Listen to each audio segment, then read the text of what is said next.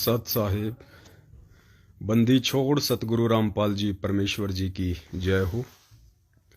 परमपिता परमात्मा सारी सृष्टि के रचनहार, कुल मालिक, असंख्य ब्रह्मांडों के रचयिता, जगत गुरु संत शिरोमणि सतगुरु रामपाल जी परमेश्वर जी की जय हो। जा रहे हो?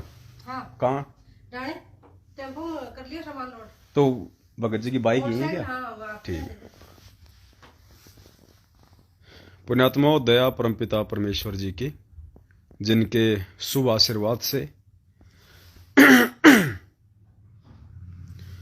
इस कलयुग की बिचली पीढ़ी में आप और हम सभी भाई बहन इस ज्ञान आधार की भक्ति में एक दूसरे से रूबरू हो रहे हैं, परमेश्वर की महिमा का गुणगान करने के लिए और परमेश्वर के सत भक्ति मार्ग में मर्यादाओं में रहकर अपनी भक्ति करने के लिए आपस में जुड़े हुए हैं।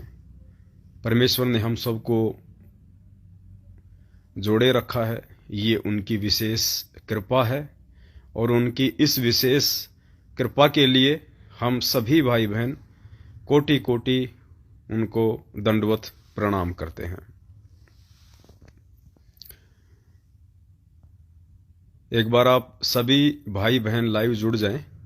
एक छोटा सा संदेशा था, उसके बाद आप सभी भाई बहनों को देना था। और सबसे पहले तो दास ये बताना चाहेगा कि मकर संक्रांति के दिन 14 या 15 तारीख को परमेश्वर ने देश विदेश में सैकड़ों जगह जो सात संगतियों के कार्यक्रम रखवाए, उन सभी कार्यक्रमों को, सत्संगों को निर्विघ्न रूप से संपन्न करवाने के लिए हम परमेश्वर का कोटि कोटि दंडवत धन्यवाद करते हैं। परमेश्वर सदा हमारे साथ में रहे और निर्विघ्न रूप से परमात्मा ने सारे सत्संगों के कार्यक्रम संपन्न करवाए। आगे भी परमेश्वर हम तुच्छ जीवों पर ऐसे ही अपनी असीम दया बनाए रखें।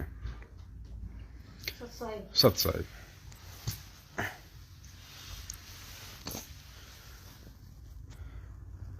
तो एक बार जो भाई बहन जुड़ रहे हैं, वीडियो को ज़्यादा से ज़्यादा फेसबुक के ग्रुपों में, व्हाट्सएप के ग्रुपों में शेयर कर दें, ताकि जो संदेशा हम देने के लिए आए हैं, परमेश्वर ने भेजा है, सभी तक संदेशा पहुंचे।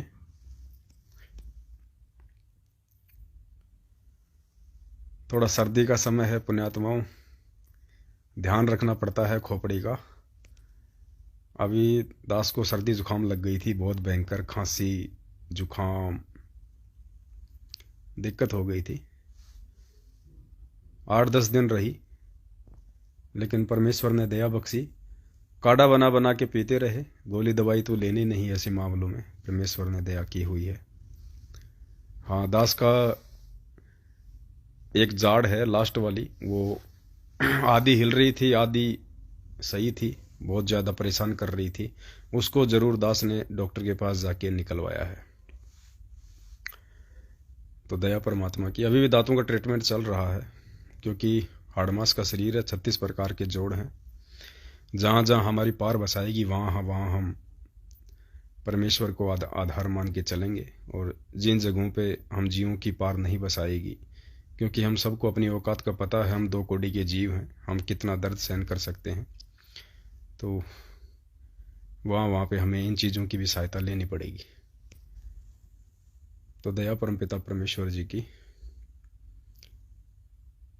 और छोटा सा जो संदेशा था आज का, क्योंकि आज कोई हम ज़्यादा लंबी वार्ता करने के लिए नहीं आए हैं, बस एक छोटा सा संदेशा था जो आप सभी भाई बहनों को देना था। और सबसे पहली बात तो ये कि जो अपना पहले पेज था जिसका नाम शंका समाधान विद पवनदास रखा हुआ था, उस पेज के नाम को चेंज करके अपन ने पवनदास इज लाइव कर दिया है। पवनदास इज लाइव। तो आगे से जो भी मैसेज वगैरह डालें तो पवनदास इज लाइव के नाम से डालें। और दूसरे भाई बहनों को भी बताना हो तो कि भाई फेसबुक पे पेज है पवनदास इज लाइव के नाम से, वैसे शंका समाधान लिखेंगे तो भी आ जाएगा। तो दया परमपिता परमेश्वर जी की। तो संदेशा ये था पुण्यात्माओं कि परमेश्वर कुछ दिनों से प्रेरणा कर रहे हैं। हो सकता है अगर मालिक ने दया बख्शी तो इस महीने की 1 तारीख से, आज 19 जनवरी हो गई, इस महीने की 1 तारीख से यानी 1 फरवरी से नित्य नियम का जो सरलार्थ है, परमेश्वर ने तीनों समय की जो आरती है नित्य नियम, और उसका सरलार्थ बखूबी अच्छे तरीके से हमें जो करके दे दिया है। एक पुस्तक है भक्ति बोध का सरलार्थ, उस पुस्तक में परमात्मा ने पूरा निचोड़ निकाल के उन वाणियों का दे दिया है। समझने के लिए हमें पर्याप्त हैं, लेकिन परमेश्वर की ही प्रेरणा से, परमेश्वर की ही दया से मालिक ने तो उन वाणियों का केवल वाणियों के हिसाब से ही निष्कर्ष निकाला है, लेकिन उस निष्कर्ष निकाले हुए मैटर में हमें और क्या चीज खोजनी है, वो वाणियां किस चीज को इंडिकेट करती हैं, प्रत्येक वाणी किस चीज की ओर संकेत करती है। आज हमारे वर्तमान सतगुरुदेव जी, जो कि स्वयं कबीर परमात्मा है, धरती पे प्रकट हैं, सतगुरु रूप में हैं, क्योंकि बहुत सारे भगत भाई बहनों का तो अभी तक यही कंसेप्ट क्लियर नहीं हो पा रहा है कि गुरुजी ही परमात्मा है। विशेषकर उन भगत भाई बहनों का जो आज भी सतलोक आश्रम मैनेजमेंट हरियाणा और गुरुजी के कलयुगी परिवार वालों के पीछे अंधे होके अंध भगत की भूमिका निभा रहे हैं। उनका कंसेप्ट जीते जी यदि वे इसी तरह लातों के भूत बने रहे और भेड़ की पूंछ को पकड़ के दरिया पार करने की सोचते रहे, तो उनका तो कंसेप्ट क्लियर इस जन्म में मुश्किल है। तो 90% उन लोगों का ये कंसेप्ट बिल्कुल भी क्लियर नहीं हो पा रहा है कि गुरुजी ही परमात्मा है। आपने पहले शक्तिमान देखा होगा, और जिन जिन लोगों ने पहले शक्तिमान देखा है, एक नाटक आता था शक्तिमान, वो शक्तिमान ही गंगाधर की भूमिका में था। शक्तिमान ही गंगाधर बन जाता था, गंगाधर ही फिर शक्तिमान बन जाता था, लेकिन उन्होंने अपना जो रहस्य था वो किसी को बताया नहीं। कुछ एक लोग थे जो ये जानने का पूरा प्रयास कर रहे थे, जिसमें एक गीता विश्वास नाम की कोई लड़की थी, वो रिपोर्टर थी उस नाटक में। तो वो हमेशा ये जानने का प्रयास करती रहती थी कि भाई ये गंगाधर ही तो शक्तिमान नहीं है, या शक्तिमान कोई और है या गंगाधर कोई और है। उसको कन्फ्यूजन था, उसकी जानने की प्रबल इच्छा थी, और एक समय ऐसा आया उसकी इच्छा को फिर शांत किया गया और शक्तिमान ने स्वयं उसको उसके सामने ही गंगाधर का रूप बना के दिखाया। तब उसका कंसेप्ट क्लियर हुआ कि हाँ, गंगाधर ही शक्तिमान है।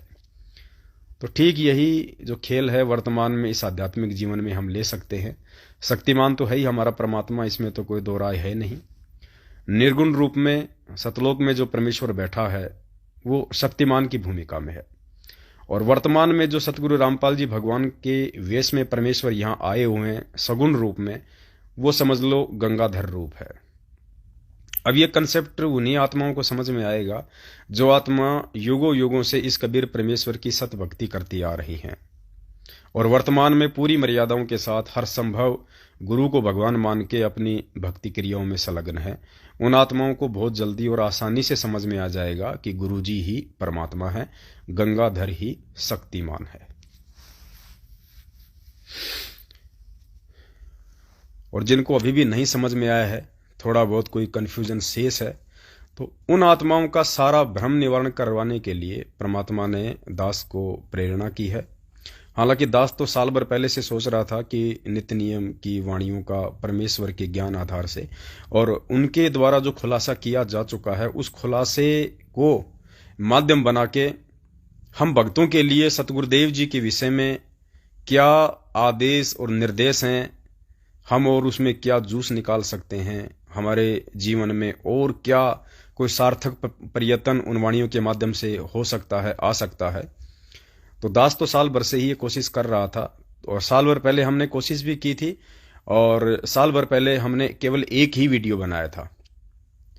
उस वीडियो का लिंक दास ऊपर इस लाइव के मैसेज में डाल दिया है। अगर आप यूट्यूब पे ये वीडियो देख रहे हैं तो आपको डिस्क्रिप्शन बॉक्स में उस वीडियो का लिंक मिल जाएगा, जिसका शीर्षक है नित्य नियम का खुलासा पार्ट 1।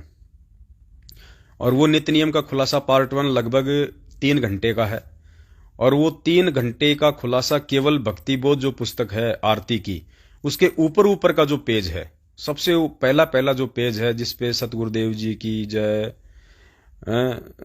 और उसको किसने लिखा है, ऊपर जो भक्ति बोध लिखा हुआ है, नीचे जो मूल्य नित्य नियम लिखा हुआ है, यानी भक्ति बोध का पहला पहला जो पेज है खोलने से पहले ऊपर ऊपर का जो मोटा वाला जो पृष्ठ है, खाली उस एक पृष्ठ की महिमा को समझाने के लिए 3 घंटे का हमारे को समय लगा था, परमेश्वर की वाणियों के साथ, सत्संगों के साथ। तो उसको आप जी जरूर देखें। हम 1 फरवरी से यदि परमेश्वर की दया रही तो नित्य नियम के खुलासे पे चलेंगे, जिसमें हमारा मंगलाचरण आ गया। मंगलाचरण के बाद में सुबह का नित्य नियम है, दोपहर की आरती है, शाम की संध्या आरती है। उस पूरे खुलासे को हम लेके चलेंगे, चाहे हमें 6 महीने लगें, चाहे 1 साल लगे, और 1-2 दिन छोड़ के नियमित रूप से हम परमेश्वर के दिशा निर्देशन में उस सेवा को पूरा करेंगे। कोशिश हमारी पूरी रहेगी, बाकी आशीर्वाद तो परमात्मा का ही रहेगा। तो नित्य नियम के खुलासे में आगे बढ़ने से पहले, यानी पार्ट 2 में कदम रखने से पहले